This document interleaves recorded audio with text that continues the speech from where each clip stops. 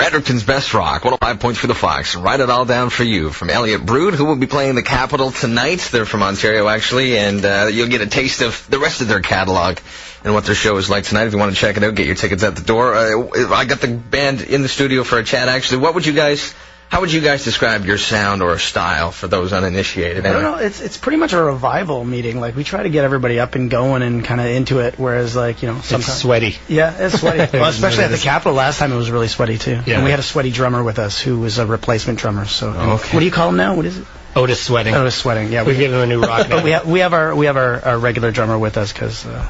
last time his wife was injured in an accident. I'm not going to get into that too much, but we had a fill-in drummer, which was pretty good. But we had a blast at the Capitol last time. We're kind of really excited to get back, actually. So cool. I've heard the term Death Country thrown around. I don't know whether that's you guys go with that or what. Yeah, we don't say no to it. I don't know. We've been called wet urban, hillbilly, blackgrass, a lot of stuff. I think when people see the instruments like a banjo, guitar, they think one thing, but I think we do we've been told, and we know that we make a lot of noise for three people. That's what I was just going to say, though. Listening to the album, just kind of listening to it, not looking through the liner notes or anything, I only realized just like the other day that you guys are a three-piece.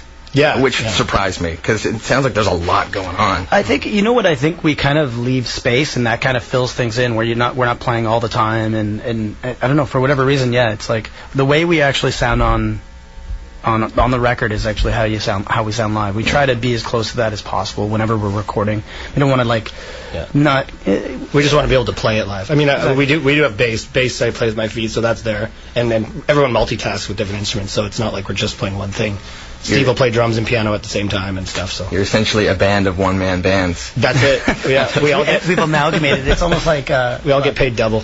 It's easier to afford that. Well, that's good. I'm sure it gets the crowd pretty involved in it too. Watching you guys play, like, look at these guys. Yeah, we like to hand out instruments. We like to really get the crowd. Kind of, it's to make it so that the stage and the audience isn't separate. Right. So it's feeling of like a house party kind of thing. That's what we've always tried to do. Right. No matter how big or small the stage is to involve everyone, because I think to me, that's the kind of shows I used to love to go to, where a band would talk to the audience and there'd be conversation and stuff like that. Yeah, we look at it as kind of like a house party. You're not going to invite people over and just kind of leave them sitting on the couch and not talk to them. Right. I mean, we're like, I don't know. It makes it better for us as well, where we kind of feel as though we're interacting with people. You guys just happen to be the cool guys that show up with musical instruments. Everybody's like, play this. Do you guys get random requests for stuff with an atmosphere like that? If it's like a party. The places that we've gone a lot, there's people do request stuff, but there's my personal favorites are the people who don't know us who always request like Skinner or that happens to everyone. Or like, can you play cover songs? And that happens to me even. I get play Freebird. Of course, everybody wants to hear Freebird. We played at this place in Texas once, and it was recording for a TV show, and a stagette party came in, and they right away were asking for like, can you play Stairway to Heaven or whatever, all these cover songs. We're like, well, we're trying to record for this TV show, so maybe later we can all hook up. But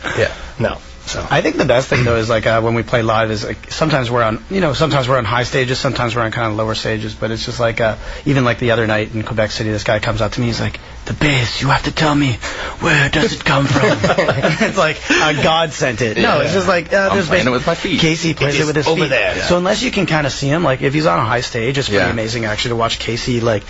It's all limbs kind of flying, flailing about. So and even like Steve's an amazing drummer, so it's just like it's pretty involved visually as well as audio. I would imagine the Capitol is a pretty good venue for that. You guys have been here before. It's pretty much cozy. Just a room. It's pretty tight in there at times, especially if you get a crowd in there. But it's a rock room. I think that's where you kind of want to play. Those are the places you kind of want to like. It's you can't play those forever. You know what I mean? Or maybe you can, but I mean, it's just like it's nice to be able to get into those places and just jam it and like sweat. Everybody's sweating together and just giving her. And there's a good chance we'll hit each other with instruments because it's a tight stage. Those like little kind of spots, and actually the Deep Dark Woods who are with us tonight, who are absolutely incredible. I don't know how they're going to fit up there.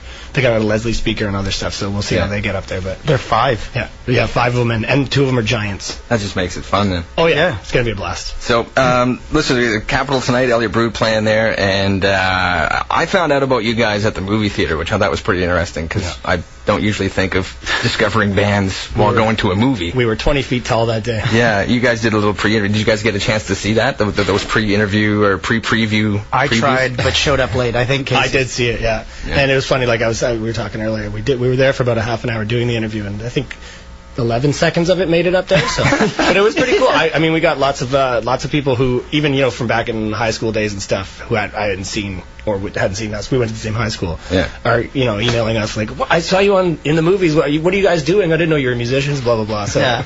it makes people think we have a lot of money. Yeah. There you go. Do you guys go to the movies a lot? Do you catch a few that are just kind of randomly? Only when we're there. Yeah. No, I think that was in Glorious Bastards we went to see that day. So Yeah, we don't get to see too many films. I know when you're on the road, you're kind of like every night. You're kind of like the only time you get to see films is like if you're at home, but usually you just want to stay home when you're at home. But you're doing a soundtrack for a film. Oh yes, right? Yeah, we finished. Well, I don't know if we can say we scored we didn't really score the movie, but we did a lot of the sound effects and a lot of the songs. Well, I think we did like 10. We did 5 songs were actually off previous albums. Like we have 3 previous albums, or 3 albums in total, like Tintype, Ambassador, and Mountain Meadows, and so 5 were off that, and then the other 5 were kind of wrote and scored for the actual film. It's called I don't know if it's going to stay that name, but it's called Grown Up Movie Star, and it was directed, written by a lady from Newfoundland called Adriana Meggs, and it's a great film. Like it's awesome. Like it's dark. And it's also funny. It's a family thing. It's not what it's not like a western, which we would probably get more asked to do songs for that kind of thing. It's a really relevant kind of modern story, which I was actually really surprised when she had put some of the music in there and asked us to look at it to see if we would be willing to be involved with it. And it was just like both of us right away were like, yeah, we want to. Can we do more? Can we write more for this? And I know. So it was really cool. It's a totally Canadian-made movie, and should be out, I think, early April. Okay. Should be around. So right on. I look forward to it. Looking forward to the show tonight too, guys. Cheers. I'm going to be down there at the Capitol. Elliott Brood playing there. They got their instruments here with us. So, you guys going to play a song for us? I think we will. Perfect. We'll play a song called "Without Again" from the record. All right. Here's Elliott Brood. The record, by the way, Mountain Meadows. Pick it up. It's awesome. Here they are in the foxhole. 1, that's 2. 1, 2, 3, 4.